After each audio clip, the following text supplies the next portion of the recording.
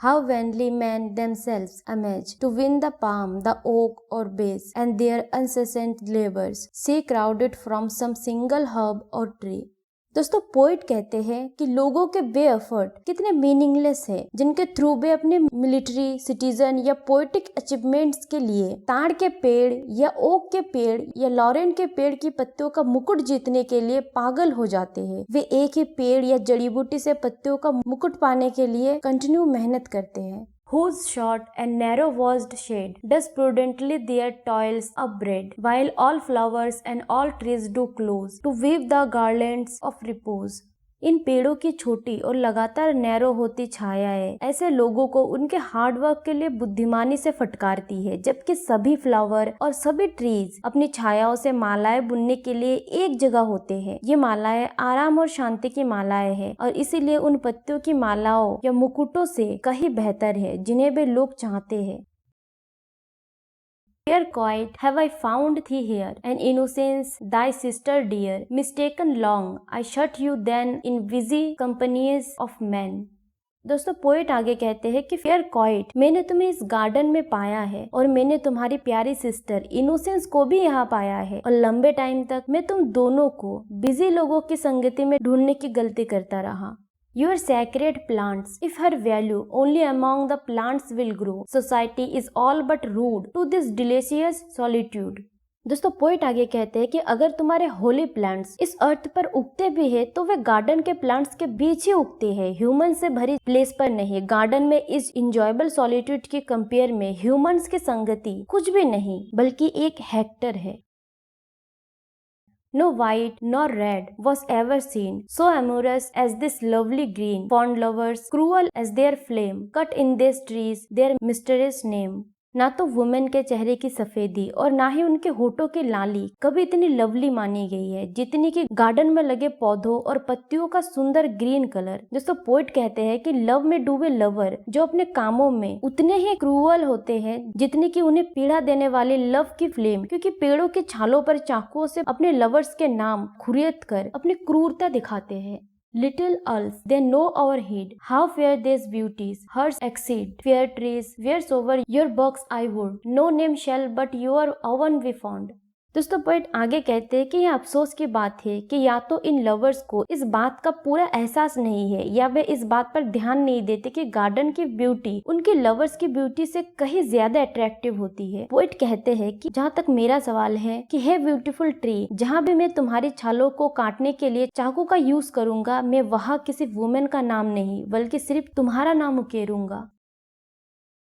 When we have run, our passions hit. Love hither makes his best retreat. The gods that mortal beauty chase, still in a tree, did end their race. जब हमारा love अपनी सीमा cross कर चुका होता है और हमारा जुनून खत्म हो चुका होता है तो हम आराम और ताजगी के लिए गार्डन में जा सकते हैं, या जब क्यूपिड लव के गॉड लोगों को लव में डालने के लिए एक्टिव होके काम नहीं कर रहे होते हैं तो वे आराम के लिए किसी गार्डन में चले जाते हैं। जो गॉड वर्ल्डली वुमेन के पीछे भागते हैं जिन्हें वे ब्यूटीफुल समझते हैं, वे पाते हैं कि उनका पीछा वुमेन के बजाय पेड़ों को पकड़ने में एंड हो गया है। Apollo hunted Daphne so, only that she might laurel grow, and Pan did after shrink's speed, not as a nymph, but for a reed. दोस्तों पोएट आगे एग्जाम्पल के तौर पे कहते हैं कि गॉड अपोलो अप्सरा डेफने के पीछे भागे, ना कि इसलिए कि वे लॉरेन के पेड़ को पकड़ सके जिसमें डॉल्फिन को ट्रांसफर किया जाना था। इसी तरह गॉड पैन ने अप्सरा सिरिक्स का पीछा अपनी विशेष को सेटिस्फाई करने के लिए नहीं बल्कि इसीलिए किया क्योंकि वह एक ईख को पकड़ना चाहता था जिसमें उस अप्सरा का कायाकल्प किया जाना था। What wondrous life in this I lead! Ripe apples drop about my head, the luscious clusters of the vine upon my mouth do crush their wine. इस गार्डन में मैं कितना बढ़िया टाइम स्पेंड कर रहा हूँ। पके हुए एप्पल पेड़ों से नीचे की ओर लटक रहे हैं और मेरे सिर को छू रहे हैं। बेलों पर उगे टेस्टी अंगूरों के गुच्छे मेरे होठों के इतने करीब आ जाते हैं कि मैं चाहता हूँ और उनका रस मेरे मुंह में चला जाता है। The nectarine and curious peach into my hands themselves do reach, stumbling on melons as I pass, answered with flowers I fall on grass. अमृत और सुंदर रूप से बने आड़ू बिना किसी प्रयास के अपने आप ही मेरे हाथों में आ जाते हैं। ग्राउंड पर खरबूजे इतने ज्यादा उगते हैं कि जब मैं चाहता हूँ तो मेरे पैर उनसे टकराते हैं और मेरा चलना रुक जाता है और मैं फ्लावर्स के बीच उलझकर घास पर गिर जाता हूँ। Meanwhile, the mind, from pleasureless, withdraws into its happiness. The mind, that ocean where each kind does straight it own resemblance find. जब मेरा बॉडी घास पर रहता है तो मेरा मन बॉडी से खुद को अलग कर लेता है, क्योंकि उसे फ्रूट से मिलने वाले कमतर या घटिया प्लेजर में कोई इंटरेस्ट नहीं होती। मेरा मन एक अलग तरह के प्लेजर की तलाश करता है जो मन से ही क्रिएट होती है। मन एक ओशन की तरह है जहाँ ग्राउंड पर रहने वाले हर स्पीशीज का पानी में एक इक्विवेलेंट होता है। Yet it creates, transcending this for other words and other seas, annihilating all that's made to a green thought in a green shade.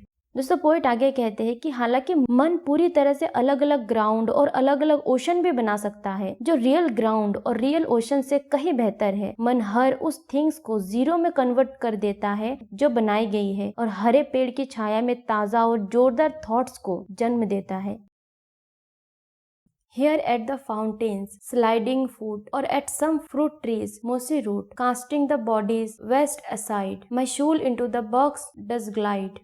दोस्तों आगे के लाइन में पोइट कहते हैं कि यहाँ गार्डन में फाउंटेन्स के पास जहाँ ग्राउंड की नमी के कारण मेरे पैर स्लिप कर जाते हैं, या कुछ फ्रूट्स के पेड़ों के पास जिनके तने के निचले हिस्से काई से ढके होते हैं, मेरी शूल बॉडी के आउटर वियर को गिव अप कर देती है और नॉइसलेस पेड़ों की बर्चेस में चली जाती है।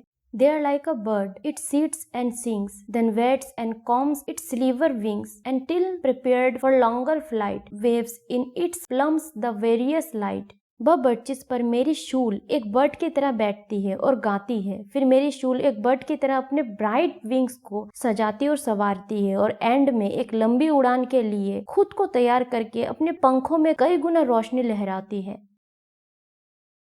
Such was that happy garden state, while man there walked without a mate, after a place so pure and sweet, what other help could yet we meet? यहाँ मैं खुद को सेम हैप्पी स्टेट में पाता हूँ। उसमें एडम तब था जब वह गार्डन ऑफ ईडन में अकेला घूम रहा था बिना किसी साथी के। जब उसने खुद को ऐसे प्योर और स्वीट प्लेस पर पाया तो एडम किसी साथी की विश नहीं कर सकता था और कोई साथी उसे सूट नहीं हो सकता था।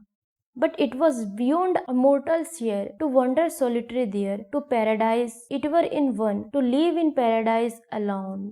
लेकिन एक मोर्टल के लिए उस प्लेस पर घूमने की परमिशन देना इंजॉयबल नहीं था। अगर वह एडम के बाग में अकेला रहता तो उसे दो पैराडाइज का हैप्पीनेस मिलता, एक पैराडाइज जो गार्डन ऑफ ईडन था एंड सेकेंड अकेले रहने का पैराडाइज।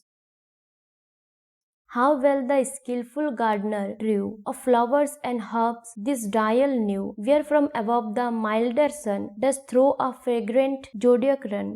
गार्डनर कितने स्किलफुल था जिसने यहाँ फ्लावर्स और प्लांट को इस तरह और इस पैटर्न से ग्रो किया कि वे कलेक्टिवली एक सन डायल का काम करते हैं। सन की किरणें हरी पत्तियों से गुजरने के बाद कम गर्मी के साथ इस सन डायल पर पड़ती है, जिसकी कंपेयर जोडियक साइन के सिंबल से की जा सकती है। दोस्तों जोडियक साइन स्काई के उस बेल्ट को दिया गया नाम है जिसमें सन और प्लांट्स की सभी एपीरियंट पोजीशंस इंक्लूड है। And as it walks the industrious bee computes its time as well as we. How could such sweet and wholesome hours be reckoned but with herbs and flowers? दोस्तों आगे poet कहते हैं कि working B काम करते time इस sundial से discussion करके टाइम के पास होने की कैलकुलेशन उतनी ही करेक्टली कर सकती है जितनी ह्यूमन बीइंग्स कर सकते हैं। और आखिर में पोइट सोचते हैं कि गार्डन में प्लांट्स और फ्लावर्स के थ्रू बनाई गई सनडायल के अलावा ऐसे स्वीट और रिफ्रेशिंग आवर्स का पास होना कैसे कैलकुलेट किया जा सकता है।